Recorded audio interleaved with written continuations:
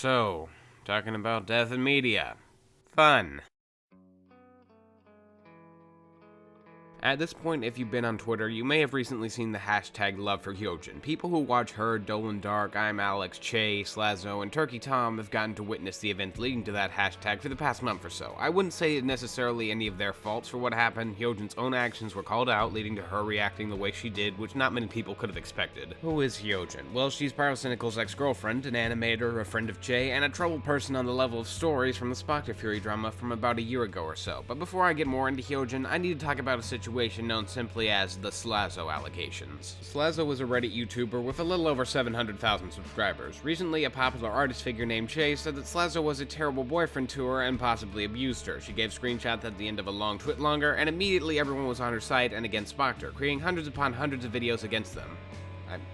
I mean Slazo. Slazo stayed silent for about a month before creating a response thoroughly debunking Che for lying and taking screenshots out of context when she had come up with multiple of the sexual ideas listed. He gave his own screenshots which were undoctored, unlike Che's. I feel like I'm describing this Spoctor drama. It's so similar. Thus, with evidence and, hearing what the accused side has to say before condemning them, a mountain of apologies were in order from the community. Okay, not everyone. Some of the original idiots who wrote about how terrible Slazo is, like Weast and I'm Alex, still aren't in support of him and are in support of Che. I have no excuse for them other than the fact they seem like dumbasses who can't accept they're wrong. Scratch that, this is me after recording. I'm Alex has decided to give a public apology, and even though it's about a month late, I can at least respect that he did decide to apologize. This issue can also be related to James Charles in the Toddy video, in which he calls him a plethora of slanderous things based on cropped screenshots and out-of-context stories. James didn't get a chance to respond for a while and lost millions of subs in days. He made a quick return with a video proving Toddy wrong, but the damage was already done. The community made videos against James just as they did for Slazo and was forced to apologize in a similar fashion. This is where Hyojin fits in. She had been brought to light as of recent as a vindictive and hateful person who wanted to try and get rid of Slazo before anything had even come out about him at that point, along with trying to turn the entire community against him.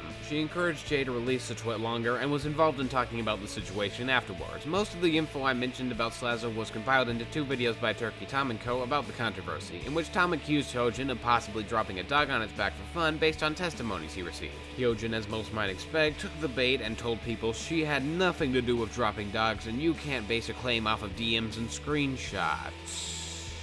The exact thing she did to Slazo after Che released her twit longer. The point of the short segment was to see if Hyojin would fall for giving her a taste of her own medicine in the form of an accusation with little info to back up beyond screenshots, and she ate it up hook, line, and sinker. Hyojin continued to not realize that she had been tricked and hold true that they were right, that Tom's videos did nothing to prove anything, and so on. Just a couple days ago, Hyojin tweeted about the situation, but only about the dog throwing accusations, and that with tweets saying she'd never do it, and trying to use screenshots to prove she was innocent. Clearly, she hadn't learned her lesson. People gave her a fair share of shit for it because it was sort of ridiculous to not even mention the major accusations towards Slazo and how she acted in the whole affair. She didn't really even apologize at all. That being said, the next day she tweeted, "And for my next trick, I'm going to fucking kill myself." Clearly, many were distressed by this. Several others assumed she was just joking or only tweeting about it because she wanted attention and proceeded to spam her with clown images and other such tomfoolery. Her friends called, I assume, either the police or maybe 911, and she was taken to a hospital.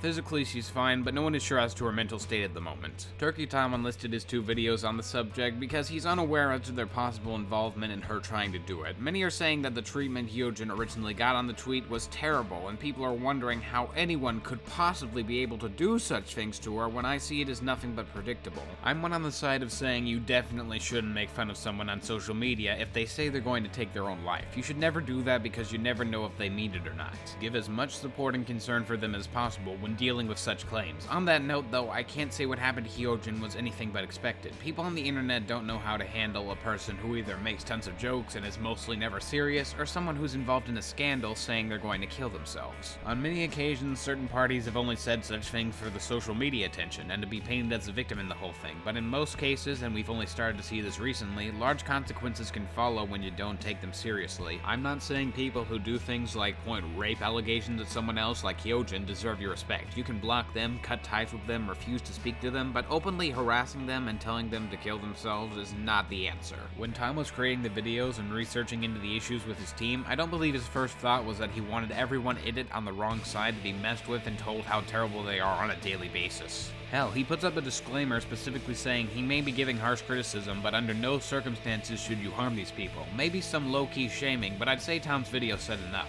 Tom, in my eyes, only wanted to clear Slazo's name for the terrible crimes he was accused of and reveal the inherent toxicity and idiocy of people like Alex, Blues, Dank, and such. Hyojin clearly has some mental issues to work out, and we currently should be pushing the hashtag because whether she's a bad person or not, no one should be so harmed by others that they think they should kill themselves. It isn't right. From that, I said that the internet in general has a hard time dealing with this scenario. Let me explain through both logic and examples. Think about what exactly the internet, especially those on YouTube, Tumblr, Twitter, and 4chan, have gotten us to expect. Edgelords trying to be funny and edgy, and oversensitive children and grown-up babies talking about all the self-harm they do to themselves, not because they're troubled or actually mentally ill or in a state of depression, but for attention. We see different content creators all the time who like to pass off almost everything they do as a joke. They're never taken seriously because we don't expect for a meme machine comedian to be serious. That brings me to the cases of Mumkey Jones and Etika. One, a case of almost doing the unthinkable, the other one who we sadly have already lost. I want to make a point now that none of the cases I'm about to go into are the same as Hyojin's. To say we haven't learned anything from the Etika case is a dumb assumption from someone who doesn't know the context as to why Etika did what he did. He had specific reasons for what happened to him. We were given more clear signs and somewhat turned a blind eye. These are different cases from Hyojin's. With that out of the way, Mumkey Jones is a YouTuber who was known for making edgy videos about Elliot Rodger and other dumb shit he liked to talk about. He made fairly entertaining content. Back in 2018, I'd say he was probably my favorite creator on YouTube. He had a good grasp for comedy. With the help of his friend Asperger, he would produce music for his videos on occasion, and he had a great chemistry with his girlfriend Sheepover. That's when the downward spiral began. I plan to talk about Mumkey's fall and rise back up in the future, but to put it briefly, his best friend Asperger was known for being a drinker, and he had a relapse where he tried to kill his girlfriend. Mumkey called the police on him, the girlfriend got mad at Mumkey for it, and said he fucked his non-existent sister, and now Mumkey and the couple are no longer on speaking terms. Only weeks, maybe even days after that happened, both his channels were hit with 3 strikes each and terminated on the spot. YouTube targeted Mumkey, and even after he created 2 subsequent channels for the Mumkey Jones character, they took his channels down. He eventually was able to get a channel up that wasn't terminated, called Simmy and Jimmy, where he currently posts videos today. During that time, after his new channel was up and he was still feeling depressed for losing his dream job, he cheated on his girlfriend. He admitted to it before anyone found out, and just recently broke up with her to start a new chapter of his life, free from someone who was about to walk out on him for a 15-year-old. Did I mention she was a low-key pedophile? He partially talked about this in his My Depression Chamber video, in which he also mentions he planned to take his life for a while and has been acting self-destructive in the process. In the end, he has become happy with his life, but try and talk to people when some shit like what happened to Mumkey happens to others you knew.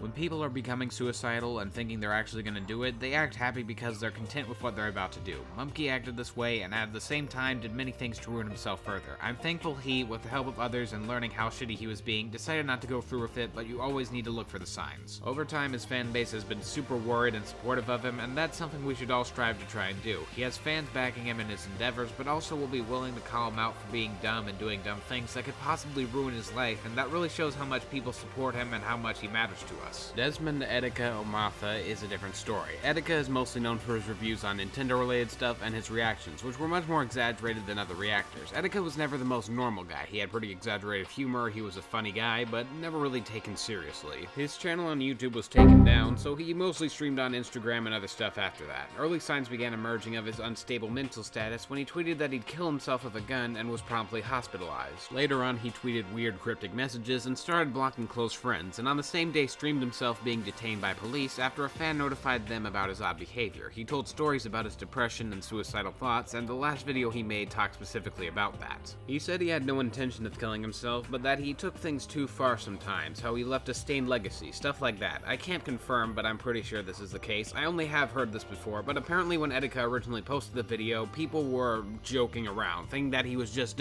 being a little silly pants, and then they just posted a bunch of clown memes because they thought it was funny. The same sort of thing happened with previous outbursts. Some even made memes because they thought Etika was just joking. Even if it is a joke, if you can't really tell, you probably shouldn't make jokes about it. Desmond for months had acted despondent and distant towards others, yet still made tons of jokes like everything was fine. Right after the video where he talked seriously about his depression, he went missing. No one knew exactly what happened. About a week passed by with no info coming out on the case. case, and that's when a body was found. To be more specific, a body was found near the Manhattan East River, and a day later it was identified as Etika, who was only 29 at his time of death. Right after his death, he got support like no other. Tons of large channels spoke up about his death and suicide because he was an incredibly popular figure that everyone loved. YouTube said he was one of their most beloved creators, even though they deleted his channel prior, and Etika's name was being spread around more and more around the internet. I connect this type of event with Hyojin specifically in response. Tons of people like to think that the internet in relation to these two didn't care about them until they were about to die, or only saw them as sources for entertainment, and only started caring then because they were about to or had done something regrettable, and the internet didn't want to be painted as the bad guy. I disagree. Many people did harass these two under different circumstances. In one case, not even completely understanding they were doing something harmful, but to say once they do something or say something and people begin to care more deeply that they only care about seeming less terrible, I find it